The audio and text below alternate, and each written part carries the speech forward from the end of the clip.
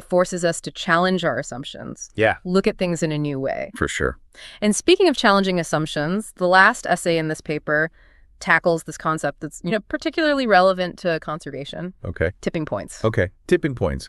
I've heard that term before, but I'm not sure I really fully grasp it. It's like a point of no return. It can be, but it's not always negative. Okay. So to kind of explain tipping points, the author takes us back to 1980s New York City. Okay. Which at the time was dealing with this massive crime wave. And then seemingly out of nowhere, crime rates just started plummeting. It wasn't this gradual decline. It was a sudden, dramatic shift, a tipping point. Wow. A sudden drop in crime in New York City. I mean, that definitely sounds like a positive tipping point. So what triggered that shift? Well, that's the interesting part. It wasn't like one big change. It was a series of smaller changes that all kind of came together and reached this critical threshold and tipped the system into this new state. They started cracking down on these minor offenses like graffiti and fare evasion.